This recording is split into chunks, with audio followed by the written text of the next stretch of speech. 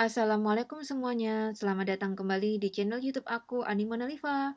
Pada video kali ini, kita akan belajar tentang while loop. Pada video sebelumnya, kita sudah membahas tentang for loop. Jadi, kita akan lihat apa sih bedanya while loop dengan for loop. Jadi, di sini saya punya sebuah kondisi ya, untuk sintak umumnya, yaitu adalah while. Kemudian di sini condition, ya.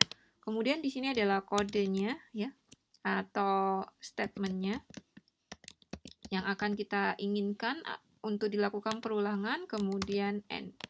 Ya, untuk while loop ini perulangannya itu akan terjadi jika statementnya itu bernilai benar. Jadi kalau dia sudah bernilai salah, maka dia akan berhenti. Tapi kalau dia masih benar, dia akan melakukan perulangan-perulangan kembali. Ya, jadi di sini saya akan contohnya, ya. Kita akan langsung ke contohnya. Di sini misalkan saya punya i itu adalah sama dengan 10 atau i sama dengan 1 ya. Kemudian while, kemudian kondisinya di sini adalah untuk i lebih kecil sama dengan 10, maka akan saya lakukan perulangan. Di sini adalah i-nya itu adalah i sama dengan i plus 1 ya. Jadi kalau selama i-nya itu adalah sama dengan 10, maka i-nya lebih kecil sama dengan 10, maka dia akan melakukan perulangan terus ya. Kita akan lihat hasilnya. Di sini adalah n. Jadi akan kita lihat hasilnya, kita save, kemudian akan kita running dan kita akan lihat hasilnya. Ya, bisa kalian lihat di sini ya. Jadi untuk yang pertama i-nya 2 ya, karena kan i awalnya di sini adalah 1, kemudian ditambahkan dengan 1 maka akan menjadi 2. 2 ini akan masuk kembali ke i yang awal. 2 ini masih kurang dari 10, maka dia masih akan dilakukan perulangan ya.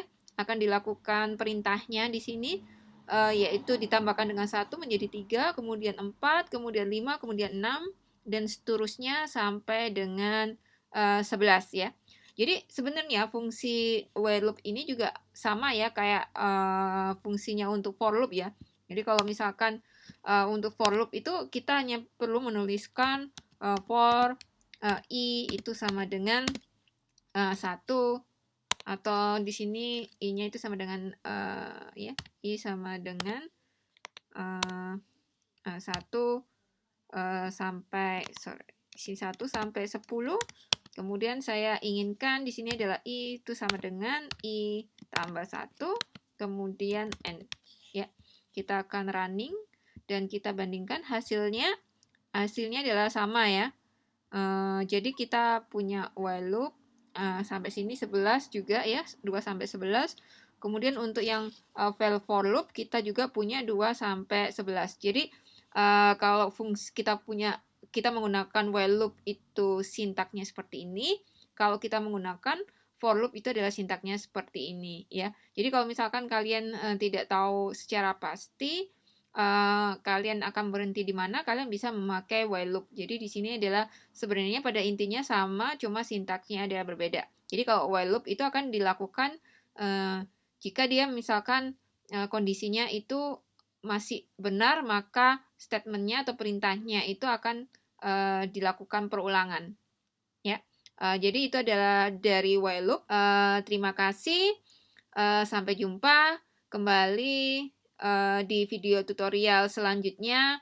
Jangan lupa untuk klik like, share, dan subscribe channel YouTube saya.